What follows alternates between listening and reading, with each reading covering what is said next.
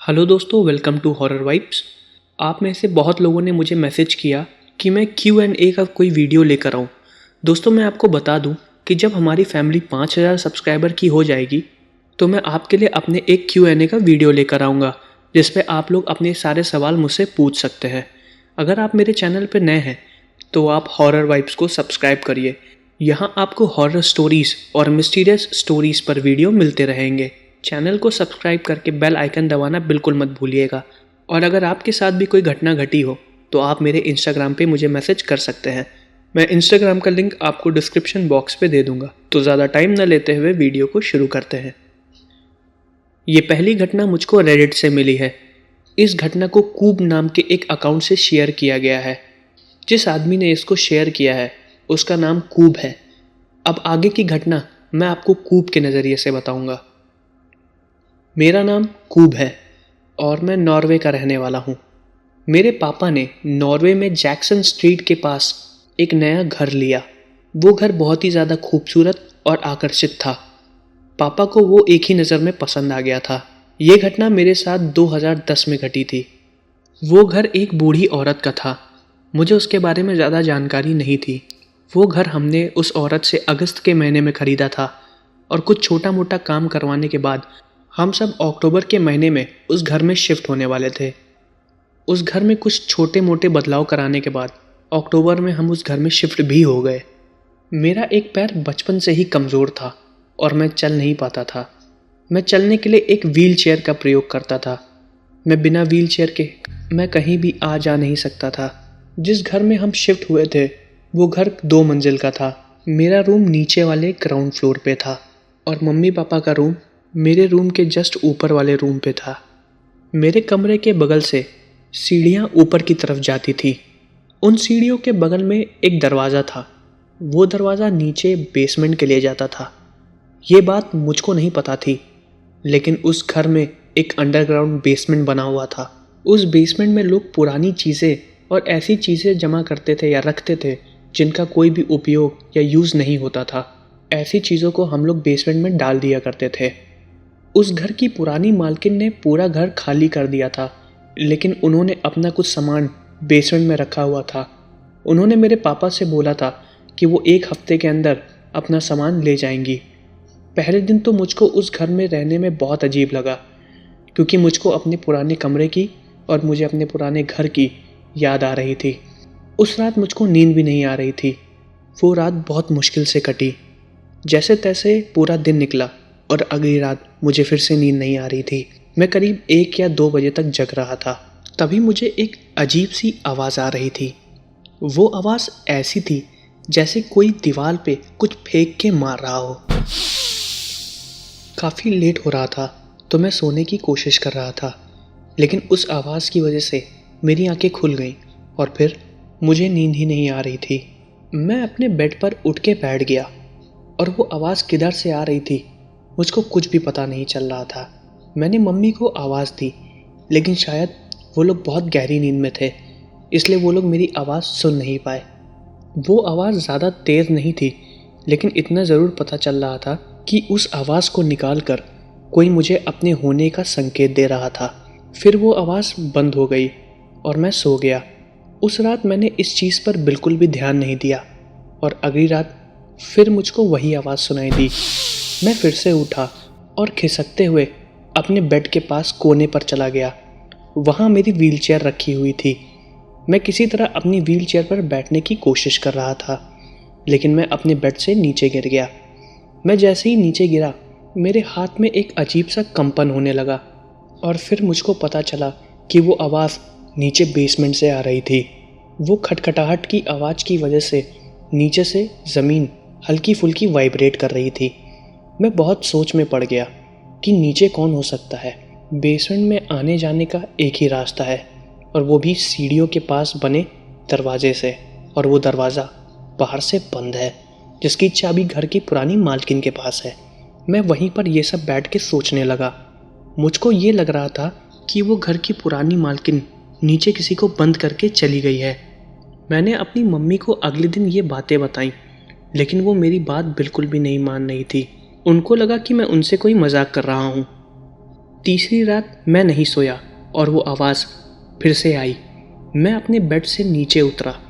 मेरे नीचे उतरते ही वो आवाज़ अपने आप बंद हो गई।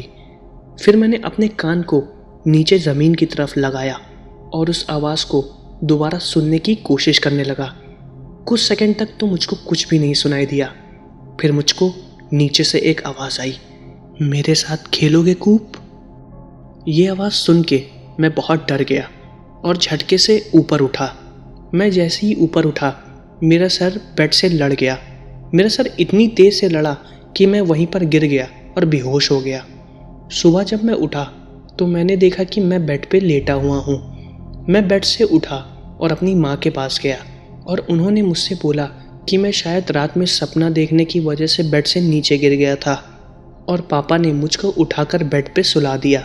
मैंने उनको रात में घटी बातों के बारे में भी बताया और उन्होंने ये बात सुनते ही मुझे डांट दिया। उन्होंने मुझे डांटते हुए ये बोला कि मैं 3 दिनों से झूठ बोल रहा हूँ। मैं ज़ोर ज़ोर से रोने लगा और फिर मैंने उनको ये बताया कि मैं रोज़ रात में डर जाता हूँ, मुझे अजीब अजीब आवाज़ें सुनाई देती हैं। मैंने उनको ये भी बताया कि बेसमेंट के नीचे कोई है जो रात में अकेले घूमता है। जब ये सारी बातें मैंने मम्मी को बताई तो उनको मेरी बात पे थोड़ा थोड़ा विश्वास होने लगा। पापा ऑफिस जा चुके थे और मम्मी घर की पुरानी मालकिन को फ़ोन करने लगी कि वो आके अपना सामान ले जाएं और बेसमेंट को खोल दे। तभी उनको ये पता चला कि वो बूढ़ी औरत जो इस घर की पुरानी मालकिन थी वो एक कार एक्सीडेंट में कल रात में मर चुकी है। ये बात जैसे ही मम्मी को पता चली उन्होंने पापा को फ़ोन कर दिया और उनको सारी बात बताई। फिर पापा ने अपने ऑफिस से कुछ लोगों को फ़ोन किया और बोला कि हमारे घर के बेसमेंट में कुछ सामान पड़ा हुआ है, उसको वो गार्बेज यानी डंपिंग यार्ड में ले जाके फेंक दे। आप लोगों की जानकारी के लिए बता दूं कि डंपिंग यार्ड वो जगह होती है जहाँ पे लोग पुराना सामान या कूड़ा कचरा फेंक देते हैं। पापा के ऑफिस से जैसे ही वो लोग आए उन्होंने स्टोर के बेसमेंट के दरवाजे को खोलने की कोशिश की, लेकिन वो दरवाज़ा बिल्कुल भी नहीं खुल रहा था क्योंकि उसकी चाबी पुरानी मालकिन के पास थी और अब वो मर चुकी थी। वो दरवाज़ा काफ़ी मजबूत और पुराने ज़माने का था तो उसको खोलने में काफ़ी तकलीफ़ हो रही थी। किसी तरह उन लोगों ने उस दरवाजे को तोड़ दिया और जब उस बेसमेंट के दरवाजे को हटाया तो उस बेसमेंट से काफ़ी गंदी बदबू आ रही थी।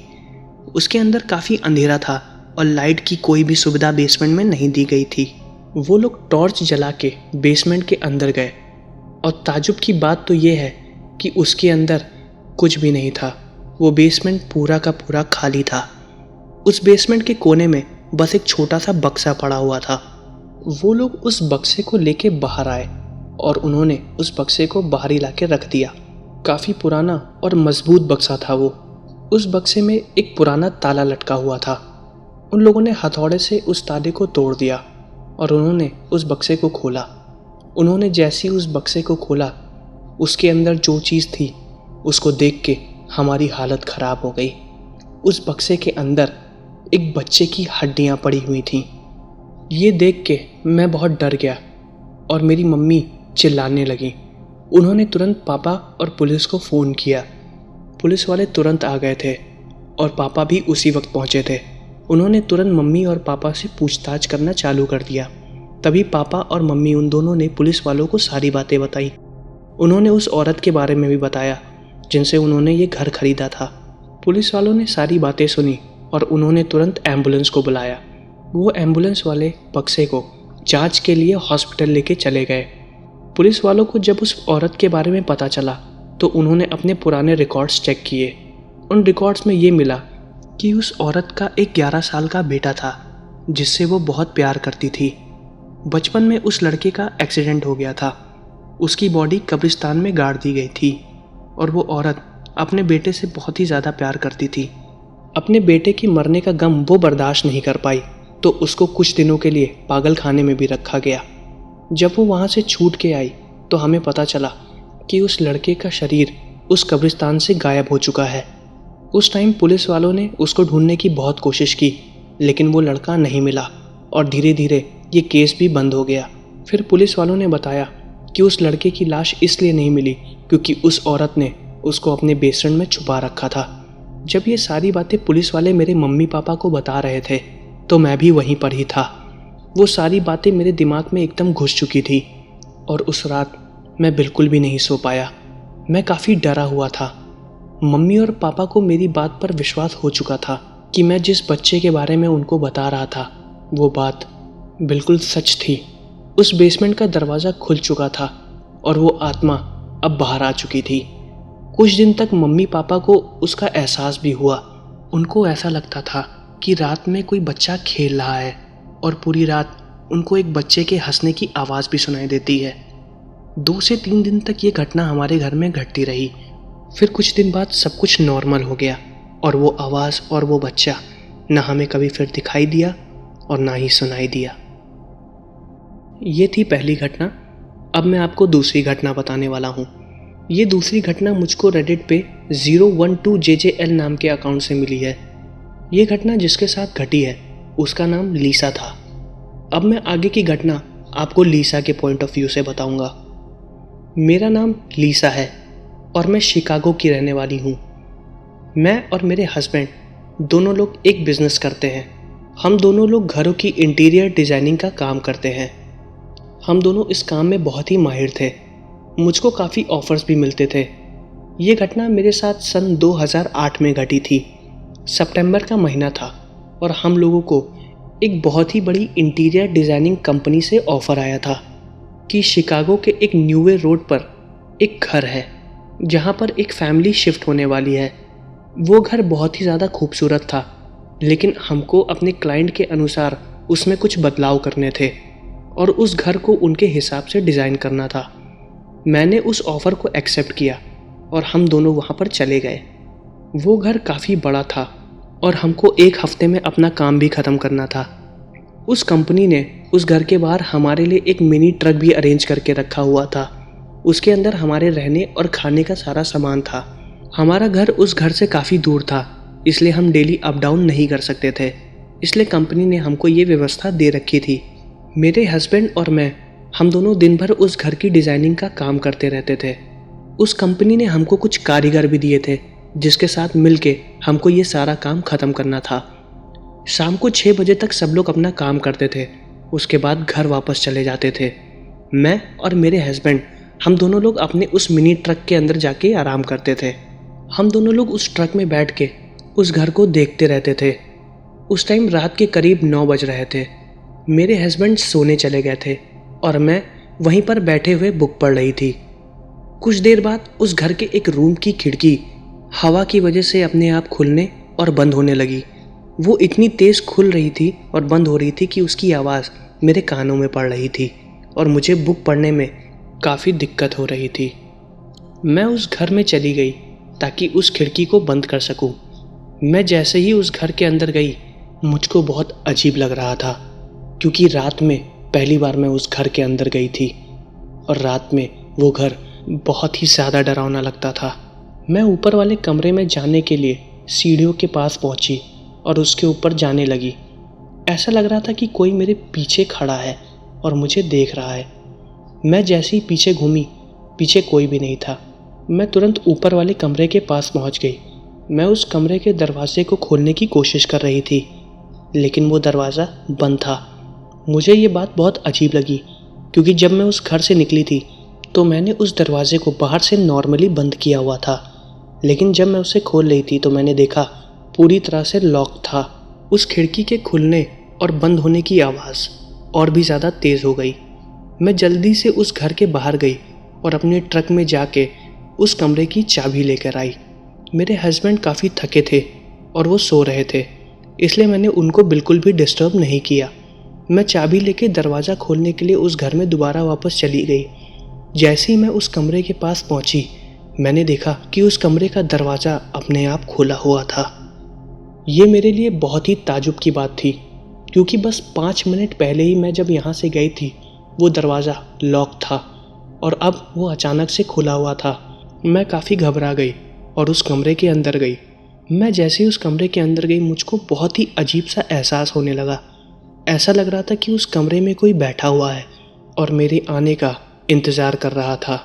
मैंने तुरंत उस खिड़की को बंद किया और उस कमरे से बाहर आने लगी। जैसे ही मैं कमरे से बाहर आई, मैंने देखा कि घर के मेन दरवाजे के पास कोई आदमी खड़ा हुआ है। मुझे उसकी बस परछाई दिख रही थी और वो बिल्कुल भी नज़र नहीं आ रहा था क्योंकि उस घर में काफ़ी अंधेरा था। वो मेरे हस्बैंड की परछाई थी। मैंने उनसे पूछा कि क्या हुआ। उधर से कोई भी जवाब नहीं आया। वो बस खड़े होकर मुझको देख रहे थे और उनके हाथ में कोई अजीब सी चीज़ थी। मुझे बिल्कुल भी नहीं पता वो क्या थी, लेकिन वो एक चाकू लग रहा था। उनके जवाब न देने पर मैंने उनसे बोला कि आप नीचे रहो और मैं दरवाज़ा बंद करके आती हूँ। मुझको करीब 15 सेकंड लगे दरवाजे को बंद करने में और मैं जैसे ही पीछे मुड़ी वो वहाँ से गायब हो चुके थे। मैंने उनको बहुत आवाज़ दी लेकिन उनका कोई भी जवाब नहीं आया। मैं भाग के अपने ट्रक के पास वापस गई तो मैंने देखा कि मेरे हस्बैंड सो रहे हैं। मैं तुरंत सोचने लगी कि अगर मेरे हस्बैंड यहाँ पे सो रहे हैं तो वो दरवाजे पर खड़ी परछाई किसकी थी। मेरे दिमाग में यही सब बातें चल रही थी कि अगर वो दरवाज़ा बंद था तो अपने आप खुला कैसे। मुझे एकदम यकीन हो चुका था कि हो ना हो इस घर में कुछ अजीब आत्माएं हैं और इस घर का कोई इतिहास है। मैं फिर से अपने ट्रक के बाहर बैठ के बुक पढ़ने लगी और मैंने देखा कि वो खिड़की फिर से खुल चुकी है और इस बार उस खिड़की पर कोई खड़ा था जो मुझे देख रहा था। वो मुझे साफ नज़र नहीं आ रहा था लेकिन उसकी परछाई मुझे साफ साफ दिख रही थी। सुबह होते ही मैंने अपने हस्बैंड को ये सारी बातें बताई और उन्होंने मुझको बताया कि एक दिन पहले वो जब रात में अपना कुछ सामान घर में लेने गए थे तो उन्होंने भी ऐसा कुछ महसूस किया था। उस दिन के बाद से हम लोग 6 बजे तक अपना काम ख़त्म करते थे और उस घर से फिर बाहर निकल आते थे। एक हफ्ते बाद हमने अपना काम ख़त्म कर दिया और वो नई फैमिली भी अब उस घर में शिफ्ट हो चुकी थी। उनको हमारा काम बहुत पसंद आया था और जाने से पहले हमने उनको वो सारी बातें बता दी और फिर दोबारा हम कभी भी ना उनसे मिले ना उस घर के पास गए। ये थी दूसरी घटना। अब मैं आपको तीसरी घटना बताने वाला हूँ। ये घटना रेडिट पर Troy7YY के नाम के अकाउंट से शेयर हुई है। ये घटना जिसके साथ घटी है उसका नाम रॉइन है। अब आगे की घटना मैं आपको रॉइन के पॉइंट ऑफ व्यू से बताऊंगा। मेरा नाम रॉइन है और मैं सैंटिनो हाई स्कूल में एक नाइट गार्ड हूँ। ये नौकरी मुझको बहुत ही मुश्किल से मिली है क्योंकि मैं अक्सर ड्यूटी पे नाइट शिफ्ट करता था और नाइट शिफ्ट के दौरान मैं हमेशा शराब पिया करता था। मैं अक्सर शराब पी के सो जाता था। ये घटना मेरे साथ 2003 में घटी थी, सैंटिनो हाई स्कूल। मैं उस रात स्कूल में अकेला था। उस स्कूल में किसी एनुअल फेस्टिवल की तैयारी चल रही थी तो स्कूल के ज़्यादातर बच्चे छुट्टी पर गए हुए थे और मुझे रात में एक दिन के लिए उस स्कूल की रखवाली करने का काम मिला था। मौसम काफ़ी ख़राब था और मैं स्कूल के अंदर राउंड मार रहा था। मैं देख रहा था कि सब कुछ ठीक है कि नहीं। स्कूल में कुछ शॉर्ट सर्किट हो चुका था, इससे लाइट भी जा चुकी थी। मैं मेन पावर बोर्ड पे जाके चेक कर रहा था तो वहाँ के सारे तार जले हुए थे। इसको देख के ये पता चल गया था कि रात में अब तो लाइट का आना बिल्कुल ही नामुमकिन है। मैं अपनी टॉर्च को लेके स्कूल का राउंड मारने लगा। मैं जैसे ही लाइब्रेरी के सामने से गुजरा तो मैंने देखा कि लाइब्रेरी का दरवाज़ा खुला हुआ है।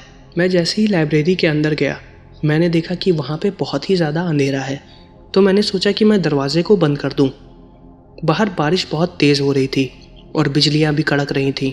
उन कड़कती हुई बिजलियों की रोशनी लाइब्रेरी की खिड़कियों से लाइब्रेरी के अंदर आ रही थी। जैसी वो रोशनी चमकी मैंने देखा कि लाइब्रेरी के एक दूर की टेबल पे एक बच्चा बैठा हुआ है। मुझे वो बच्चा ठीक से नहीं दिखाई दिया, मुझे सिर्फ उसकी परछाई दिखाई दी, लेकिन मैं एकदम यकीन से कह सकता था कि वहाँ पर एक बच्चा बैठा हुआ था। मैं वहाँ पे गया और घूम के जैसे ही उस टेबल के पास पहुँचा वहाँ पर कोई भी नहीं था।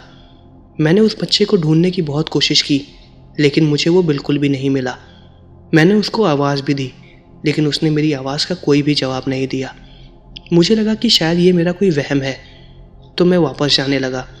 तभी मैंने देखा कि जहाँ पर वो बच्चा बैठा हुआ था वहाँ पर एक किताब खुली रखी थी। मुझे इस बात का यकीन हो गया था कि वहाँ पे ज़रूर कोई बच्चा है जो रात के अंधेरे में चुपचाप स्कूल में घुस आया है। उस समय रात के करीब 2 बज रहे थे। मैंने लाइब्रेरी को बंद किया और वापस स्कूल के बाहर जाने लगा। तभी मुझको अचानक से एक बच्चे के हंसने की आवाज़ आने लगी। मुझको पक्का यकीन हो गया था कि अंदर कोई बच्चा घुस आया है। मैंने उसको आवाज़ दी लेकिन उसने कोई भी जवाब नहीं दिया। वो मेरे सामने से दौड़ते हुए जा रहा था और मैंने उसको रुकने के लिए भी बोला, लेकिन वो बिल्कुल भी नहीं रुका। ताजुब की बात तो ये थी कि मुझको वो बच्चा एक बार भी ठीक से नहीं दिखा। मुझे बस दिखी तो उसकी परछाई। वो एक क्लासरूम में भागते हुए घुस गया। मैंने उस बच्चे की परछाई को क्लास के अंदर घुसते हुए देख लिया था, तो मैं अपना टॉर्च लेके उस क्लास के अंदर गया। मैंने जैसे ही उसके अंदर देखा, वो बच्चा वहाँ से गायब हो चुका था। वो क्लास पूरा खाली था। बड़े ताजुब की बात थी, लेकिन मैंने उसको जाते हुए देखा था। अब मुझको बहुत ही डर लगने लगा था और मुझको ये पता चल गया था कि ये कोई बच्चा नहीं, किसी बच्चे की आत्मा है। मैं डर की वजह से स्कूल के बाहर भागने लगा और देखा कि वो बच्चा स्कूल के मेन दरवाजे पर खड़ा है। मुझको बस उसकी परछाई दिख रही थी। वो परछाई वहाँ पर खड़े होकर हंस रही थी और उसके हंसने की आवाज़ मैं साफ साफ सुन रहा था। वो करीब 30 सेकंड तक मेरे सामने खड़ा हुआ था और धीरे धीरे मेरी तरफ बढ़ रहा था। मैं चिल्लाते हुए भागा वहाँ से और जाके स्टाफ के टॉयलेट में घुस गया और मैंने उस टॉयलेट को अंदर से बंद कर लिया। मैं उस टॉयलेट के दरवाजे के पीछे बैठा हुआ था और ऊपर वाले को याद कर रहा था। कुछ देर बाद मैंने देखा कि दरवाजे के नीचे से वो परछाई भागते हुए गई है और उसके हंसने की आवाज़ मेरे कान में आ रही है। मुझे साफ साफ पता चल रहा था कि वो मुझे ढूंढ रहा है। और फिर कुछ देर बाद वो परछाई उसी टॉयलेट के दरवाजे के सामने आके खड़ी हो गई, लेकिन मैं कुछ भी नहीं बोला। वो बस दरवाजे के बाहर खड़े होके हंस रहा था। कुछ देर बाद वो हंसी एकदम शांत हो गई और वो परछाई गायब हो गई। मैं रात भर उसी टॉयलेट के अंदर बैठा हुआ था। फिर सुबह 6 बजे मैं वहाँ से बाहर निकला। उस टाइम धीरे धीरे स्कूल का स्टाफ आने लगा था। मैंने ये बात स्कूल के मैनेजर को बताई, जिसने मुझे वहाँ पे जॉब दिलाई थी। मैंने उसको रात में घटी सारी बात बताई और उसको ये भी बोला कि अब से मैं रात में यहाँ काम नहीं करूँगा, मैं दिन में यहाँ पे काम करूँगा। उसने मुझसे बोला कि मैं नशे की वजह से ये सारी हरकतें कर रहा हूँ और ये सब मेरा कोई वहम था। मैंने उसको समझाने की बहुत कोशिश की कि मैंने शराब नहीं पी थी, लेकिन वो मेरी बात ही नहीं मान रहा था। उस दिन के बाद से मैंने स्कूल की वो नौकरी छोड़ दी और दूसरी नौकरी करने लगा और उस दिन के बाद से मैंने कभी शराब भी नहीं पी। तो दोस्तों, ये थी 3 पैरानॉर्मल घटनाएं। अगर आपको वीडियो अच्छी लगी हो तो प्लीज़ वीडियो को लाइक करें और मुझे कमेंट करके बताएं कि आपको वीडियो कैसी लगी। साथ ही मुझे ये भी कमेंट करके बताएं कि आप अगली वीडियो किस चीज़ पर चाहते हैं। वीडियो अच्छी लगे तो चैनल को सब्सक्राइब ज़रूर करिएगा और अपने दोस्तों से वीडियो को ज़रूर शेयर करिएगा। मिलते हैं अगले वीडियो में, तब तक के लिए अलविदा।